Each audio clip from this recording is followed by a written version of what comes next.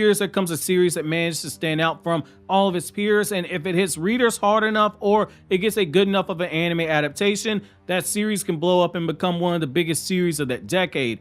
Some catch on right away while others get hot towards the end of their manga, like say Demon Slayer. Then you have series like Tokyo Revengers, the series that's taken the world by storm, and it's for reasons that are outright genius, especially when you consider the most recent chapters of the manga, which we will be doing at various points in this video. So why exactly is Tokyo Revengers so special? Well, it's because it manages to capture elements of humanity that have existed in literature for hundreds of years. For the longest time in humanity, one of the questions that man has always seemed to ask himself is, has my life really been worth anything? Man has always been aware of the fact that his time on Earth is merely finite. Eventually, it will all come to an end, which is why so many people spend their time here on Earth looking for a way to leave something behind that will exist long after they're dead. For the very few who are lucky, they're able to leave behind massive buildings, companies, and other structures that people will remember them forever for. However, with Tokyo Revengers, we see a situation where we have a main character who is able to leave behind a legacy that is better than any of those things that we mentioned before. For Takemichi Hanagaki, by going back in time and altering the past, he's able to leave behind a future that he hopes will one day change several lives for the better, and it holds more weight because he's been given the ability to see the alternate world that he's been seeking to change. I think that this is the reason why Tokyo Revengers as a story works so well. That is its strongest asset, rivaled only by the story's ability to flow into one arc into the other and make it feel like a natural progression built directly on the consequences created by the prior arc, which in turn makes you appreciate our hero all the much more. Takemichi isn't some super powerful character like a Son Goku from Dragon Ball. He doesn't dream of becoming the king of the pirates like Luffy. Hell, even if he wanted to do either of those things, he's so physically weak that he wouldn't be able to do so. However, that's what's part of what makes Tokyo Revengers work so well in my opinion. We have a main character who is too weak to force change with his fist. The future version of himself who we're introduced to is the worst possible scenario for anyone who transitions from being a boy into being a man, which is living a life that doesn't seem to have any real meaning to it. It's very mundane. And the wandering through each day in a mundane fashion leaves you wondering, is there really all that there is for me? Living paycheck to paycheck, not being sure if you can pay the bills at the end of the month. No one to share what little you have with, and even worse, not seeing an end in sight for everything wrong in your life. It's enough to make anyone depressed because it's the opposite of what so many of us are told when we're growing up, which is what makes Takemichi so interesting. We get told, do X, Y, and Z, and you have the world by your balls. But Takemichi is a representation of the fact and the cruel reality that the world oftentimes is going to have you by the balls, and spoiler alert, it definitely hurts. For Takemichi, seeing the news report that a woman who he'd grown to love when he was a teenager had died caught up in the violence where the Tokyo Manji gang was at the center of the conflict, it was a shell shock. We see the way it affects his character to the point where he finds himself wondering what went wrong with his life before he's pushed off a train platform and seemingly about to die. But then we as an audience discover that he's got the ability to travel back in time. And at that point, I can say for myself, that's when the story grabbed me. This is why I feel that the true beauty of Tokyo Revengers truly begins to shine.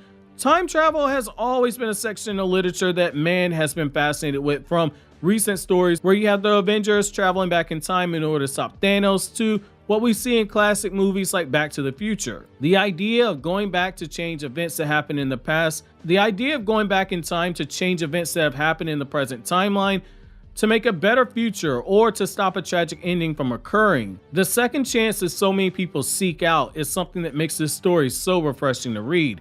Tokyo Revengers gives us a protagonist who not only has that power, but due to the way that power works, he can only go back in time 12 years in the past to that exact moment in time in the present timeline, and most importantly, but due to the way that power works, he can only go back in time 12 years in the past to that exact moment.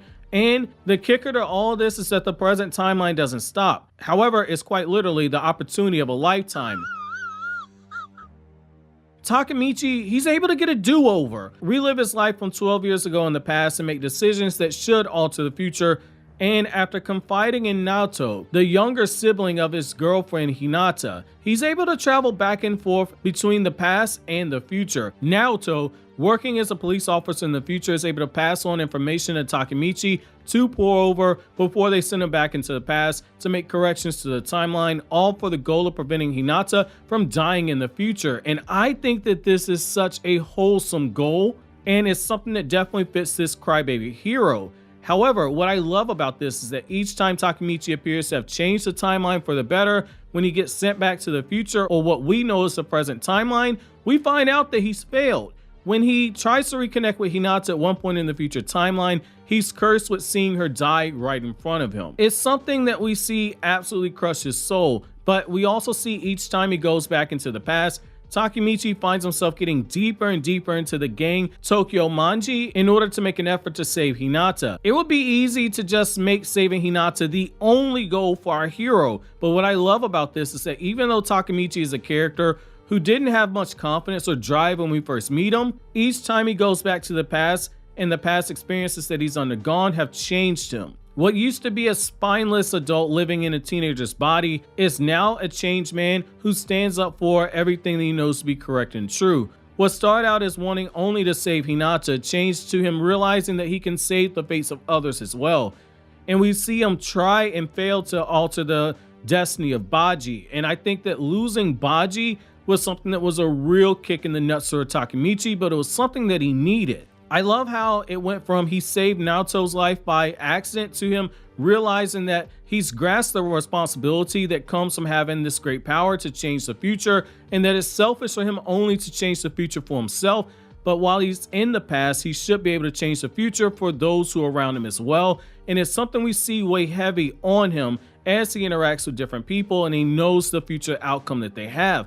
A lesser man gifted with this godlike power to alter the timeline would only stick to saving Hinata, finding what would be the correct way to create a world where she exists again, and he would ride off into the sunset with her. It's something that I'd be definitely tempted to do that. However, Takemichi realizes that there are other lives that he can save, and that's where he becomes a hero. Atsushi has been saved from a terrible fate that Takemichi learns will befall him in the future timeline. Draken, the number 2 of the Toman gang, has a few fates that are listed for him. In one timeline, he dies in a fight in the past, but after Takemichi saves him, we learn that there's an entirely different timeline where even though he's been allowed to live, he's now on death row because he's committed murder. It brings up the question, is it better to be alive and waiting to die, or is it better to die in a situation where you at least have some control in the way that you leave this earth? Seeing everything that Draken goes through in the present timeline through each of these alternate timelines, as you get to the moment where Takemichi is able to see Draken in a happy ending situation, it makes it so much worth it. But also the fact that we know that Takemichi has a strong moral compass that has grown through the course of the events of this story, it adds a different layer to the conflict that we have here. That's what I truly love about this series. Our main character is given the power to play God in this universe, but our crybaby hero isn't actually a god. Gods don't fail, but our own hero fails often, and by often, I mean so much that it's laughable at times. However, despite constantly failing, we see the very heart of the hero and the last person anyone would have ever considered to be a hero. A hero knows that when they have something precious, they have to protect it, that they must dig down deep to find the will to protect that very precious thing. A hero knows that if they had the chance to protect the innocent or even save those who they might disagree with, they are obligated to do so. It's what separates the normal person from the hero. It's what separates the person who accepts the hero's call to the person who ignores it. Altered timeline after altered timeline, Takemichi continues to still press forward, never losing sight of the goal to create a timeline where Hinata is alive and doesn't have to fear about Toman killing her. And even when he's swept up in the whirlwind of challenges that comes with being a member of Toman, we see that every step he takes is towards establishing that ultimate timeline where Hinata is safe and sound. If it means rising through the ranks of Toman to become a respected member and even one day becoming the leader of Toman, then Takemichi does just so. And even when he doubts himself, it's because of the lives that he's impacted in the past that he ends up getting the support needed to push forward. Each new altered timeline gives him further motivation. He screws up quite a bit, but that's that tenacious spirit to never give up and see everything through that places him in situations where Oftentimes, he gets his head cracked in enough times that he should have brain damage. Yet, it becomes worth it each time we see him go back into the future and we see a timeline change. While it doesn't bring Hinata back to life in some cases, we see how other lives were changed, and we see how he knowingly goes back to the past to attempt to save Hinata, knowing very well any decision he makes could change that very positive outcome for someone whose life he had changed. It's a delicate balance he has to walk, and it's one that we see him masterfully begin to tightrope as the time goes on. It becomes a puzzle piece of giving others a happy endings while still getting his own. He essentially wants to have his cake and eat it too, but also wants to eat that cake with everyone he's grown attached to. It's very human-like in my opinion, and that's what makes him so special. That's what makes him different from your typical shonen protagonist. This desire leads to him relying on his time travel powers so much so that he becomes acutely aware of the fact that it's the power of a god and he can change this world. Yet when he meets somebody like Kisaki, someone who always seems to be one step ahead of him, always manipulating the scene and the situation into his favor, we learn that our hero's lost sight of what it makes it so special about him being the hero of our story. Yes, he's got this godlike power to travel back and forth in the time. That's a really big deal. But the true power he has is in the effect that he can have on people and the ability to rally men who are stronger than him in order to follow behind him. He has the ability to change hearts, yet due to how much weight he put into the time travel powers, he views somebody like Kisaki, someone who was always one step ahead of him and outmaneuvering him in the imaginary chess game that was going on, where events seemed to line up almost perfectly for him. We see our hero jumps to the conclusion that no man can be this lucky without having the ability to travel time. It's only when he realizes that he was wrong about the time travel that he realizes that without godlike powers of time travel, a man can accomplish so much on his own, if only they had the will to persevere through everything and learn from their mistakes. It's what makes the story of Tokyo Revengers as it slogs its way through what is confirmed to be the final arc of the story so fascinating. The story started out as us having our hero wanting to create a timeline where Hinata is alive and free from death at the hands of Toman. Takemichi has done what he set out to accomplish, but his goal has continued to move because he's become a hero who understands he has the opportunity to save someone even at the cost of losing his own perfect future that he's fought so hard for. Is something that he must do without hesitation. In this case, he's created a world where Hinata is his. All of his friends have happy endings, all of them except for Mikey. And he feels it's his duty to save Mikey from the dark future that awaits him, and he's willing to give up everything he ever wanted in order to save Mikey from those demons. However, in this final arc, any changes that are made are likely going to be for keeps, because the method of time travel to go back to the present is more complicated than it ever was before, because Mikey is both the asset needed to travel back into the future, and he's also the very antagonist that Takemichi must overcome, and the stakes are at the highest that they've ever been. It sets up a moral dilemma that I feel so many of us can appreciate. Is it enough to say that Mikey made his bed and he has to lie in it? Is it enough to say that Takemichi worked so hard for the ideal outcome that he should finally be rewarded on his hero's journey? Or is he obligated to put the life that he wants on hold so he can save one final life, even at the cost of losing all that he wanted most of all?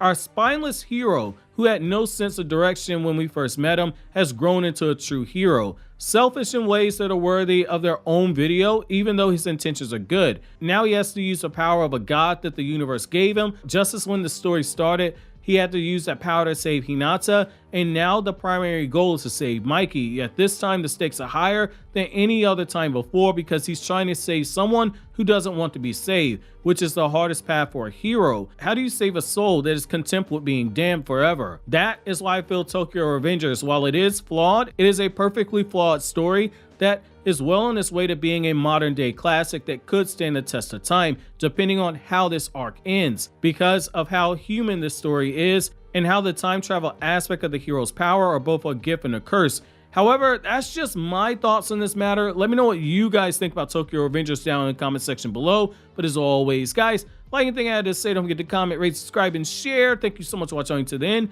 Have an awesome day, guys.